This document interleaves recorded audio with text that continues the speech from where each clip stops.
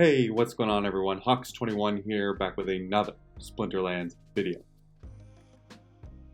So I submitted my Brawl teams and I came to this screen and realized I hadn't watched any of them yet. So I figured why not turn on the camera and do that with you guys. So we're gonna watch my 8 Brawls here. We are fighting in a tier 4 arena guild. So the rewards are pretty heavy, you know.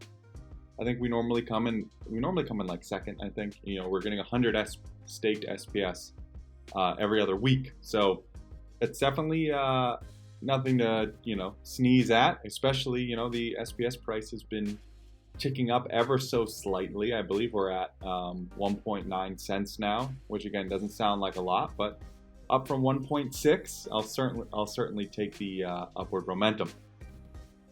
Before we get into these battles and talk about the gameplay and go through the strategy where, you know, hopefully you learn something, just a reminder, I am Hux21 and I cover Splinterlands here on the channel. If you are new, it would be awesome if you could take a second to like and subscribe. I appreciate you being here. Let's get into it. Let's get better at the game. Let's earn some SPS. Okay. So I submitted these near the beginning, so I'm not going to remember exactly what I was thinking. So it'll be fun to go through this with you guys and see, you know, how I think the battle's going to go. Okay. So this one's a pretty standard play for me. I fight in gold, so that's another thing. We're gonna see some gold battles. Normally, you just see diamond and champion battles, but for this one, you're gonna get some gold. This is one of my go-to strategies: the deep lurker and the Vorst. This is such a great card. Opportunity and Bloodlust is such a sick combination. Really, really fun setup. So this is just, you know, normal gameplay. Mid mana. This is a very typical setup for me. I'm not really trying to guess what my opponent's going to do. I just know that this is a very, very, very powerful lineup. This card doubles as a really good sneak defender. You know, so when I see water, obviously I'm potentially expecting sneak. Same with life, and we got 2 of those sneak cards, Uraeus and Stitch Leech. Part of the reason why this is such a great sneak defender is because of the shield. And when you bloodlust, you get an additional shield. So that can make it really, really difficult for sneak attackers to get through it. Taking a look at this specific battle, Captain Katie's a great card. We got to worry about that. So Captain Katie's going to get a pretty quick kill here on the Albatross. But after that, the Captain Katie's going to be forced to fire at the Bakjira because it has snipe, but everything else is melee. So the Captain Katie will bloodlust once, but won't be able to do anything after that. And this should be some pretty easy pickings for my Vorst. So we should take this pretty easily. I think the Vorst is going to get very, very powerful here. And we'll take home the dub. Yeah, already getting the first one right there. This card is so much fun. So there's the quick Bloodlust for their Katie. But now the Vorst should get another one. Yep. So now once the Vorst gets going, look how sick of a card that is. It gets very fast too. And their Katie's just forced to hit my Bakjira. And you can see what I mean about the sneak defender stuff. Each time it's going to get an additional shield. And and it gets really fast. So yeah, we have this one. I mean, even if we miss a lot, right on cue, even if we miss a lot, we're not going to miss enough where it's going to matter. I mean, we just keep missing. Because a Katie can't get through the Bakjira. And we get another boost. We're actually going to lose the Vorst here, but that doesn't matter. All right, starting off 1-0. So these brawls are very, very difficult. So my baseline goal is always above 500. So when there's 7 battles, I'm trying to be 4-3. When there's 8 battles, I'm trying to be 5-3. That's usually my goal. Sometimes I get higher than that. Sometimes I get lower than that. But normally I can squeeze out, you know, 4-4, 5-3. So that's what I'm looking to do. Obviously, it would be great if on camera I roll out, you know, an 8-0 or 7-1, but that happens very infrequently. Okay, what was I thinking here? It is slow. Okay.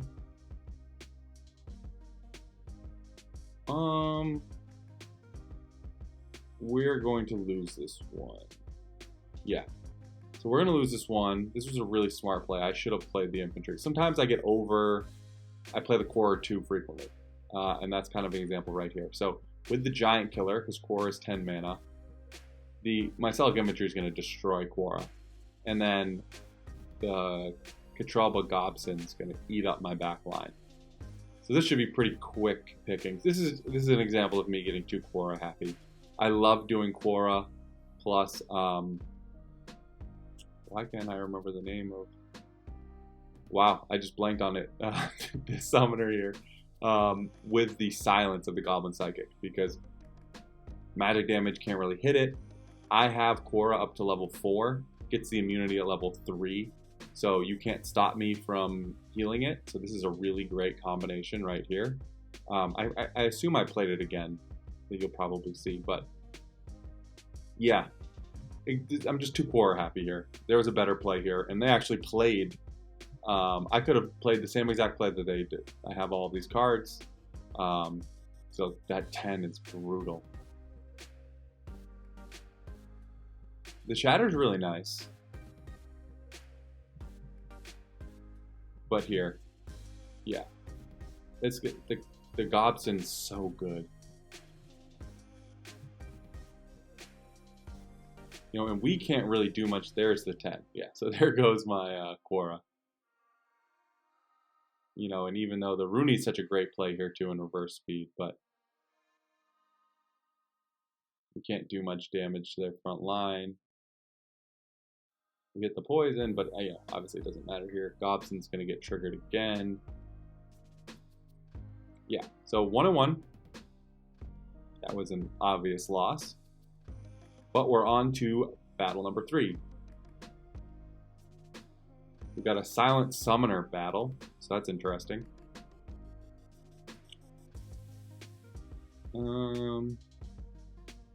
Let's see what rule sets we're dealing with. Odds, Silent Summoner. Okay, so this is again nothing crazy. I'm going with a somewhat standard play here. I play this card a lot, Divorced. Divorced is a very, very, very powerful card. And again, when I see water, when I see life, I'm expecting sneak. So that's why I kind of put these back here. My thought process is, I have the Almo up front, which is a really resilient card, right? It's very fast, it's hard to hit. It doesn't have the magic reflect here, but it can dodge magic and it has return fire. So I'm gonna put my sort of secondary cards, whatever you wanna call them, in the back, because that's where my weaker point is. But I think I'm going to just overwhelm them with these 3 cards here. Sandworm, Vorst, Pelacor Bandit. They went with a stun play, obviously, because of the heavy hitters. But, you know, I would like to think I put this up front because of that, but I probably didn't. You know, you're not going to be able to stun the Almo. So I think we're going to have too much damage. And again, if the Vorst gets cooking, which I assume it will at some point, there it is right there. I think eventually that card gets piercing too. There's another one. Such a good card. I mean, I think I found my cover card for this video, unless something surprises me in the last couple. Here, actually, if we go to SplinterGuide.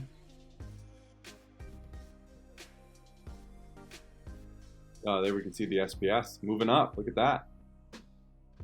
Nice. We're going to go to monsters. Let's do, so we'll go here. We'll do Forced. There it is. Yeah, I mean, look at this card. So sick. It does get piercing. You know, later it's going to have 5 attack, 5 speed with piercing. Good at every single level. This card is sick. Yeah, so we'll go back quickly, but I presume we know what happened. I just overwhelmed them with damage.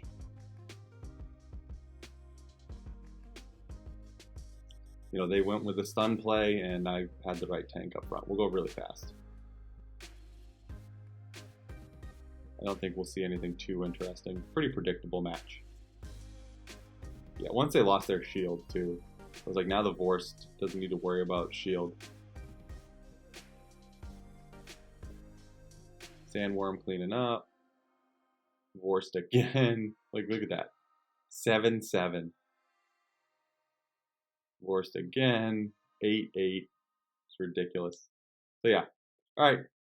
2-1. The Divorce got us the 2 wins. I mean, I know Quora gets a lot of attention because Quora is amazing, but let's not sleep on the Divorce. Alright, going up against Summoner's Tribe. This is Bulldog's Guild. I already do not like it. Hate going up against Jotun. Damn. And this is such a powerful Jotun lineup. Let's see. The rule sets real quick. Oh my goodness. I'm so stupid. I always forget Ferocity. So I played a taunt monster with Ferocity. So all of these cards that have 4 damage are actually going to hit for 8. So these 2 right here, because they're 5, will still hit for 1. That doesn't get doubled. But this one, this one, this one are going to hit for 8. We are going to get smoked. I always forget the Ferocity rule set, and I don't plan around it. I mean, I think another example, you're seeing the combination of Goblin Psychic right here in Quora. It does work, I promise you. But so far, it's going to be responsible for both of my losses. Jotun's just too good. You know, obviously shouldn't have played it. Shouldn't have played the taunt monster here. We get pretty close here. Oh, we do actually. Okay. I mean, no, there's no way. Yeah, look at that 8 bomb. Right, they have too much damage. Although the Sandworm here should wipe out the back. Oh, brother. That miss is tough. I don't think it would matter, but it's frustrating. Didn't land the Affliction either. Again, they have too much damage. They would wipe out the core here. Well, that 4 wouldn't be there. So we'd be at 9. So that would have been it, take it to 4. Yeah, it wouldn't have mattered, because that would have hit. Would have been a lot closer, but it wouldn't have mattered. Alright, 2-2 again. Goal is 500. So far we're on pace. Moving on to the next one. I wonder, did I play Quora again? Hate seeing this on the other side, but it looks like I went Magic.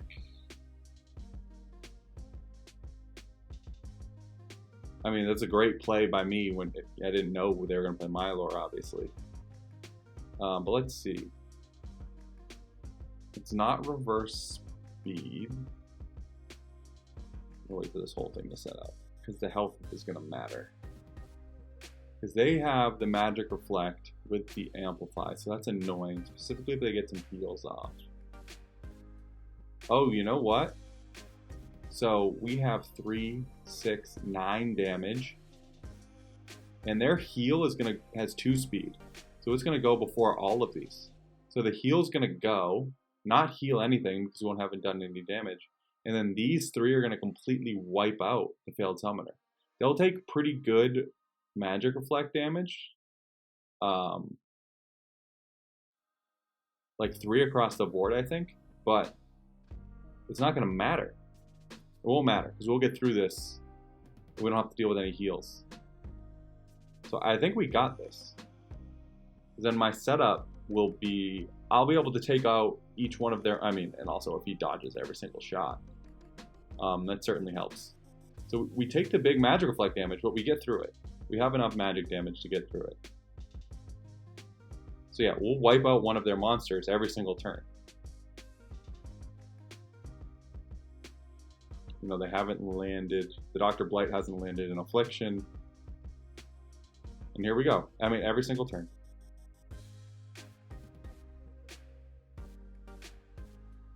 Boom. All right, nice. So we'll move to 3-2 here, it looks like. The difference between these guys having 3 and these guys all having 1 is huge. Plus, they can't even hit. 3 misses in a row. All right, easy win. Beating a Mylor, it's not always easy to do. All right, 3-2. Gotta win one more for 500. Hopefully 2 out of these 3 to be above 500.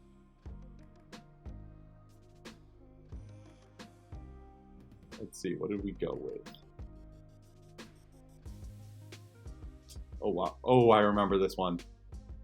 I think this is like a 12 mana or something. Yeah, okay. These are fun. So, these can really overwhelm teams. I like to do this a lot in 12, 13, 14 mana matches when I'm expecting them to do a sneak play, because Scar will just get too good. But they didn't do a sneak play. However, because of the snipe, it should work the same. Dr. Blight's annoying here, because all it needs to do, once they get through the Chaos Agent, if it just lands a poison, you know, even if the Scar is eliminating a monster a turn, it only picks up 1 health, and the poison will knock off 2, plus the additional damage from the Dr. Blight. I don't want to do the math, but I think I need 1 dodge on the Dr. Blight. I think I just need 1 dodge, and we should be good. I don't know if that dodge mattered. That certainly helps. Okay, I think that's all we needed. Just doing quick math on top of my head. Right. And we got another one. Okay, we're good now. Because even if they do hit and land a poison here, I have enough health where it doesn't matter. Yeah. And now they can't attack. And again, so I'm only going to go down by 1 health each turn effectively because I keep getting 1 back. Boom. Jared Scar low mana games really catches your opponent off guard. Got to be in gold and higher though because it needs the piercing. Take the win there. It said I had a 68% chance to win, so it legitimately could have just been I needed 1 miss. And, you know, there was a 70% chance of me getting that 1 miss. All right. So 3 and 2. Then I go back to Vorst. Oh, this is interesting. We got another snipe. Ooh. Very interesting. Okay. So let's look at this. So snipe, Little League. So I couldn't play Vorst because Vorst is 5. So clear what I did here, right? I want them firing here, trying to heal here. Pretty simple. They're doing the Martyr play, which is nice. These two are going to get a little boost.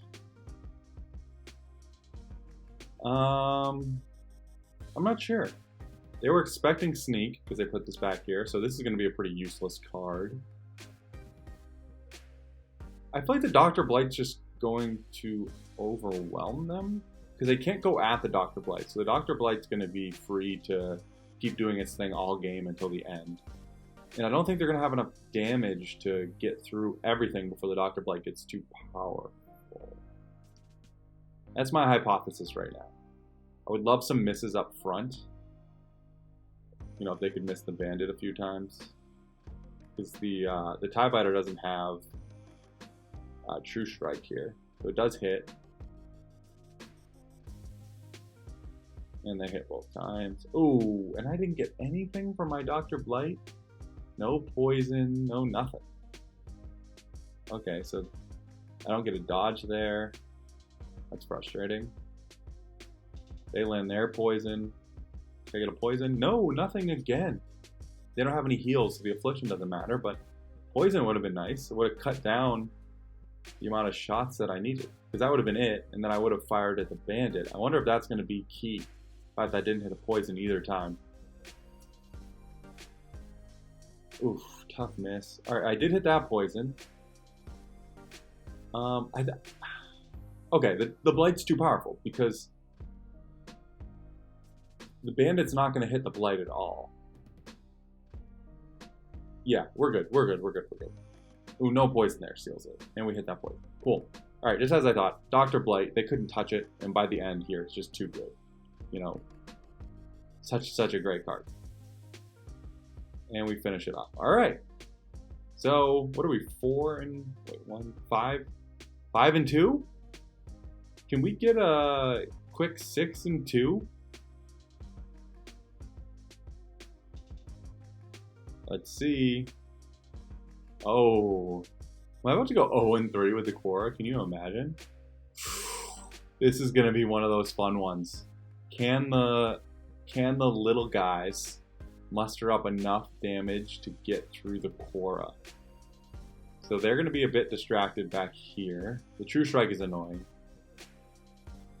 Can I get through the Blinding Reflector? The Shatter will help, right? So what's really nice about this combination is I hit this with magic, but it shatters all the shield, and then my melee will hit. All right, let's see. This is gonna be close. I would love. Can my Chaos Agent dodge the Uraeus one time? That would buy me a turn. Ah, I can't. No point. It doesn't matter about the poison. So here's our first Bloodlust.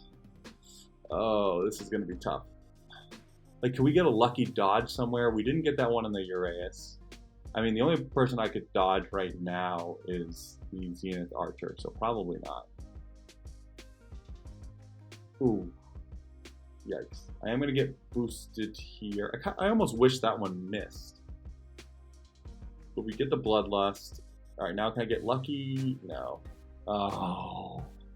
I really just needed like one dodge. If I got one more Bloodlust, I might have had that. So yeah, it has me at 40%, so oh well. Alright, 5-3. I will certainly take it. How are we doing overall? We're in second behind the Summoner's Tribe. Such a good guild. But yeah, I mean, things are looking pretty good right now. Will lead to another big chunk of SPS. Keep adding it to my stack here, as you know, now we have something specific to work on. That 1-9 looks really great. Hopefully this can get to 2 soon.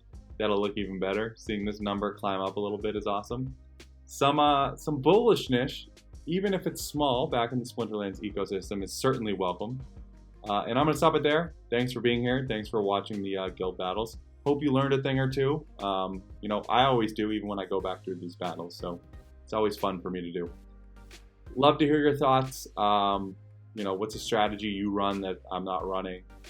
Why did some of my losses happen? What are some changes I could make? Let me know.